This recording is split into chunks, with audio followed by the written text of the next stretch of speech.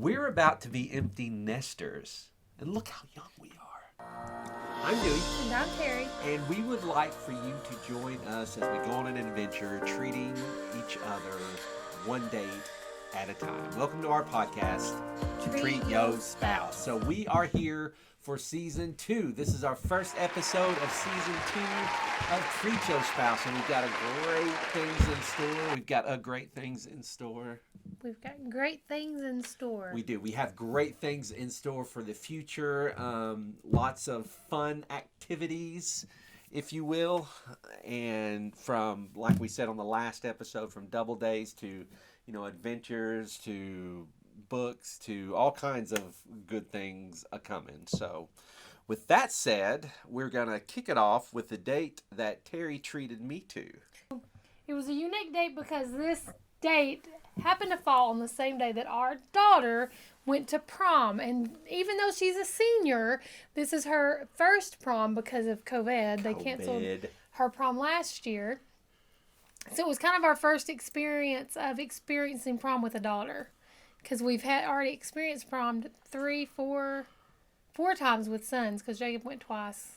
Whole different ball game with the little girl. Yes, it's totally different. Totally different. Boys are easy. So let's put a picture, if you're watching, of poor Jacob. Haley. We always bring it back to Haley, don't we, Jacob? Let's put a picture of Jacob's prom. No, we can't. He's not with that person anymore. Oh. Let's put a picture of Haley's prom up. Okay. And so we started out the day spending time. I went with Haley to get ready. And then we met and had photos taken and things like that. So did you enjoy that part? Of course. That was great. Wasn't really part of the date, but it was a great experience to experience with our little girl all growing up. Yes. Pretty sad. She went to prom with a group of, there's 4 of them. I think we've talked about them on here before when they went to Gatlinburg. Did we talk about Gatlinburg trip on here? I don't know. Anyway, for spring break, we took this group of 4 to Gatlinburg. So it's Brett and Bennett and Hannah and Haley. Mm-hmm. And they've kind of been really close. A great group of kids. And so then we saw her off to prom. She looked beautiful. And then we headed to my brother Eric's concert. Kind of. Would it be called a concert? No. Wasn't really a concert. It was just, we went to a restaurant that he happened to be playing at. Yes, he's very talented. Mm-hmm. Eric Kirkendall. You can look him up. He has a song on Spotify. He has a song on Spotify. Come Back to the Cold. Is that what it's called? Back to the Cold. Back to the Cold. Look it up. About to release Purchase it on Apple Music. Dewey will play a little bit of it, I think. And so... No. Jeez, he doesn't sound anything like that, so don't. He's very John Mayer-ish. If you're into that, check out Eric Kirkendall. Oh, take me back to the cold.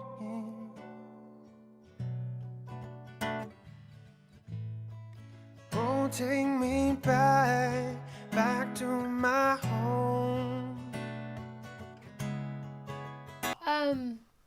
So we drove up to the Iron Skillet. Iron Skillet? Or the Iron... That's a gas station. Mill? Iron Mill?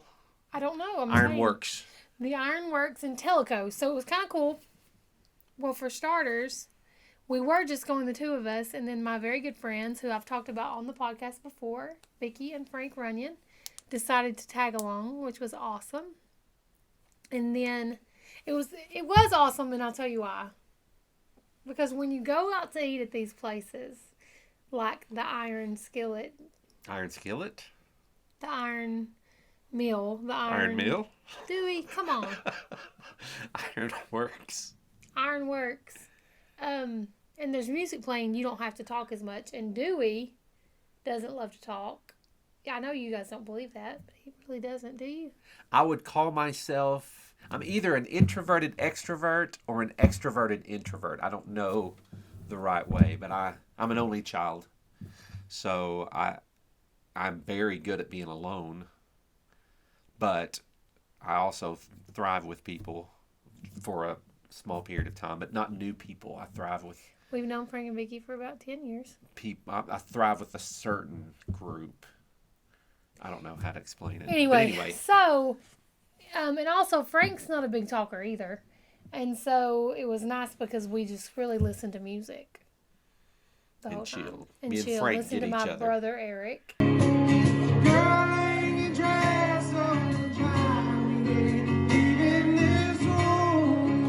And play music. And so it was nice. And then the ride up there was beautiful.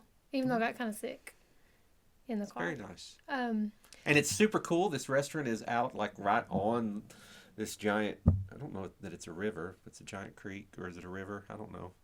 Anyway, yeah, it was just Like all super day cool. until I 8 mean, o'clock you at can just night. sit out and sit on the wall. I could sit out there all day and just sit by the water and listen to music. It's a good place. Food, it's all right. Food was not good, and there were two really gross things about the environment for And me. one really cool thing, and the cool thing Well, go was ahead. there's like 4 or 5 dogs walking around and just freely. Now there's a level restaurant that's inside, and then we were down below where he was playing, and there's a bar, and then there's some tables, and there's just dogs walking all around. Super cool. What? I mean, I was going to tell that, and you interrupted You, me. no, to yeah, tell but it. you were gonna say it's the grossest part. I was gonna say it's the coolest part. Right, but I was saying it, so why didn't you just let me say the grossest part? Cause I thought it'd be funny if and I said this is the the grossest coolest. part to me was, number one, there's dogs walking around while you're eating. Also, I drank about half of my Coke and out of the straw. And I looked on the lid, or the rim of my glass was lipstick. I had not touched the rim of my glass, so that was disgusting. And I forgot about this part until just now.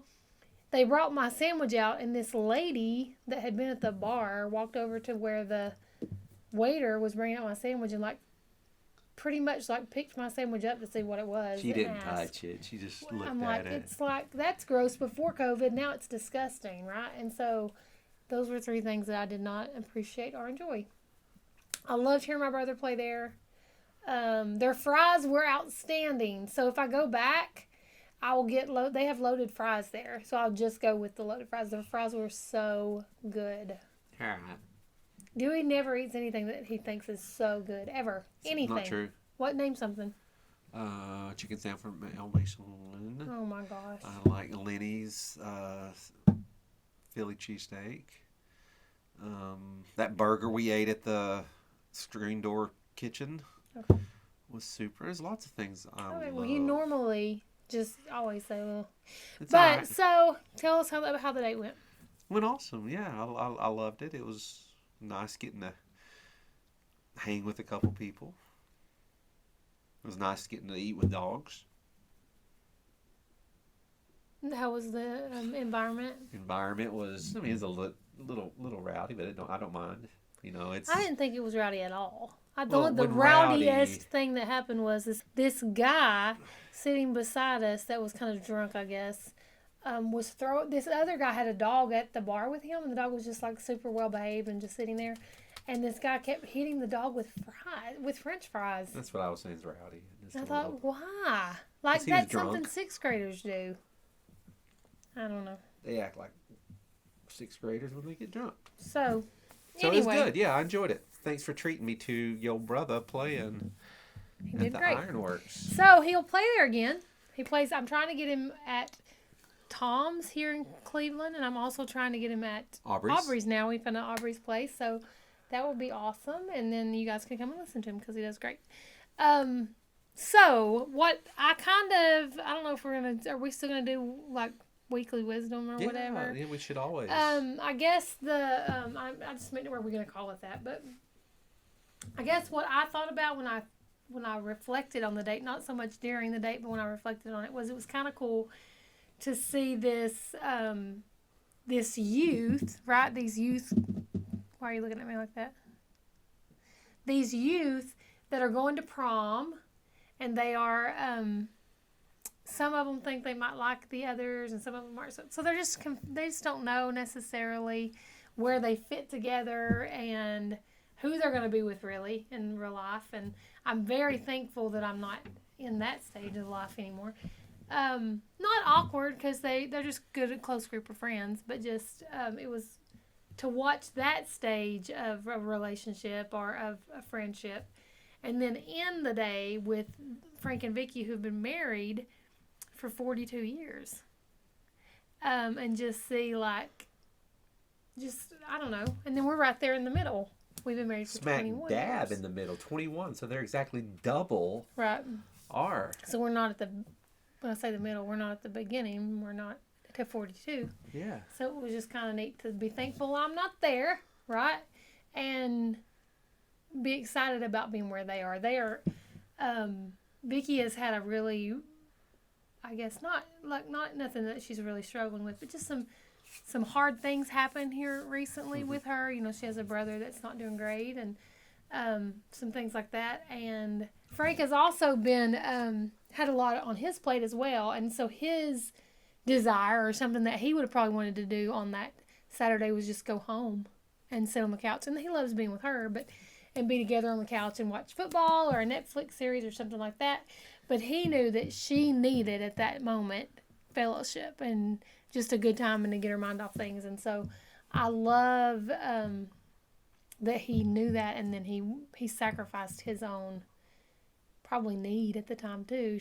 Her need was just greater than his need, and went and had. I mean, we love being with them. They love being with us, but I think he would have much rather just kind of went home and chilled. Mm-hmm. And I've known them. We've known them long enough to know that is who they are. Like Vicky's the same way.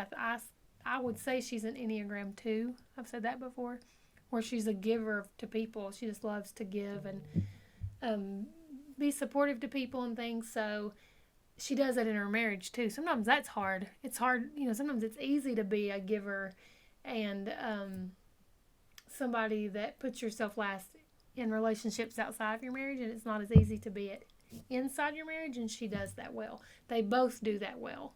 Put the other person first. So it was very nice to see that. It's wonderful to see that lived out. Yeah. I would love to have them on here one day to talk about because I know that it wasn't always that way. Right. And that's somewhere we can grow together. I mean, we're trying now to be intentional with treating, spouse, to treat each other at least once a week, to something the other would like. But our history has not been that intentional. Right. Would you agree? Mm-hmm. So to see somebody else do that is very inspiring for us. And again, we're halfway in. We're in our prime. Right? And I would think, you say that a lot, but we're about to be empty nesters. Life goes on, and so do we. Just how we do it is no mystery. And look how young we are.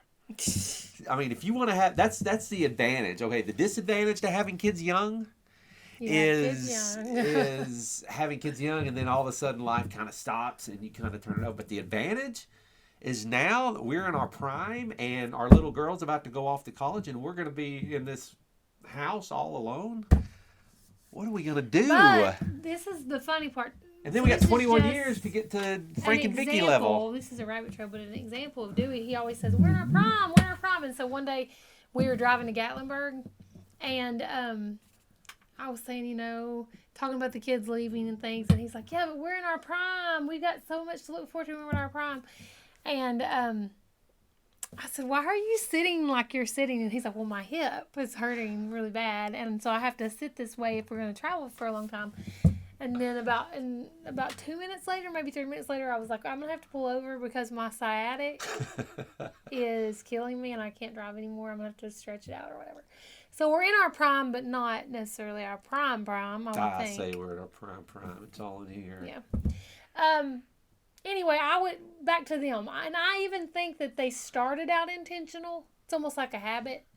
They started out where this is not how I don't feel like I want to put that person first. I don't feel like I want to put their needs ahead of my needs, but I'm going to be intentional and do it anyway, to the point to where now it's who they are as a married couple. It's their natural reaction. They would almost have to be intentional to do the opposite. Yeah. The two of them. So I tell you, I'm glad we're doing this, but it hasn't been easy every week. No. To be, we're getting real, to be we're like, oh shoot, we're gonna have to treat each other to a date. Not that we don't want to, but life gets in the way, and you have to forcibly stop yourself to say, okay, I've got to spend some quality time. And we've talked about on here too, there have been, your kids, and if you have younger kids especially, but period, God has entrusted those children to you, right? And so they should come before a date night. Not if just, you for no reason, but if they need you, or if all four of my kids are over here at the same time and we were going on a date night, we're not going. Right? Yeah, from this day forward, I would say when that's the case, now that we're empty nesters, when our kids come home, everything pauses. Right. If any of them typically are home, we pause our plans and spend that time with them because it's going to be much more scarce. Like I went for a run just a little while ago, but it wasn't until everybody left, and I was like, hey, nobody's here. I've got an opportunity. When we say that, I would say use wisdom about your priorities and things. I will say we talked to a guy that was a marriage counselor. This was, maybe 15 years ago, maybe not that long ago, at least 10. And our kids were young. I would say at least 12 because I think it was about 4. Anyway, I don't remember. And he said 30 minutes every day, no matter what. You can lock yourself in your room, whether it's just spending that time in your bedroom alone you together. interrupt me a lot on this podcast. Have you guys noticed? Go ahead. Just trying That's to like the third time, but go ahead. Contribute. Yeah, go. No, that was it. Well, I was going to say, so he even said if it's, hey, you put your kids in their room and say, you can't come out for 30 minutes.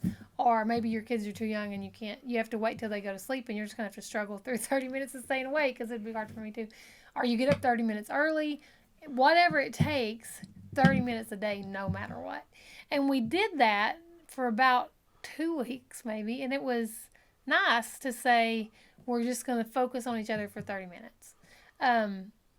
And so I would challenge you to do that. Now, that wasn't going to be my weekly challenge because I think our weekly challenge is going to be this book, but I would challenge you to do that. Even if you have young children and you say, I can't do that every day, do it 3 times a week. 30 minutes a day where you're not, the kids know don't bother us.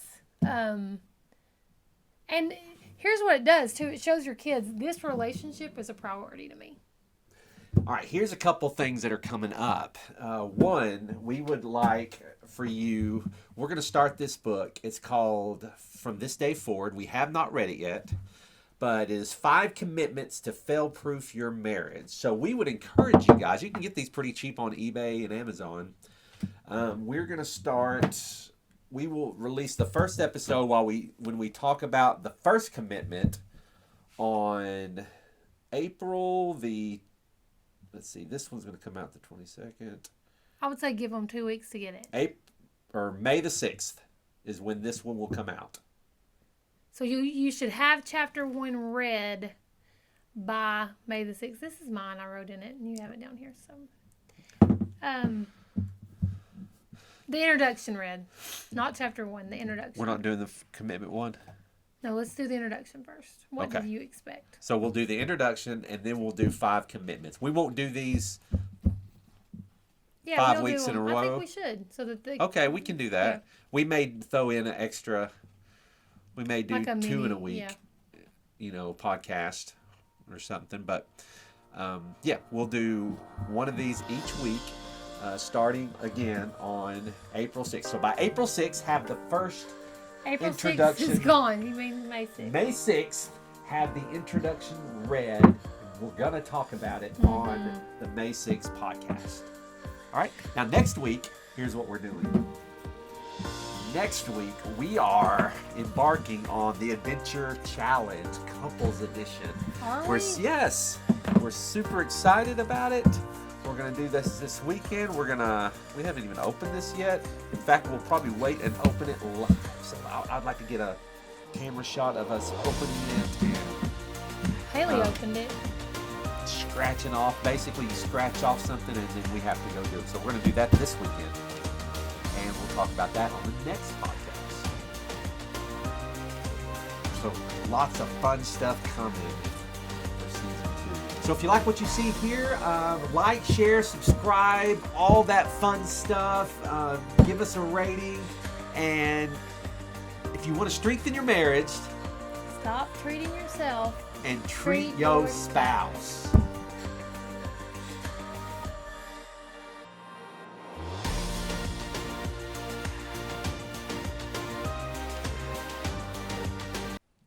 Sound good? Yeah, but we have a date between that. I know, but we can. I thought we'd save that date for a. Like, it's not a great. It was just we sat in there and watched a movie.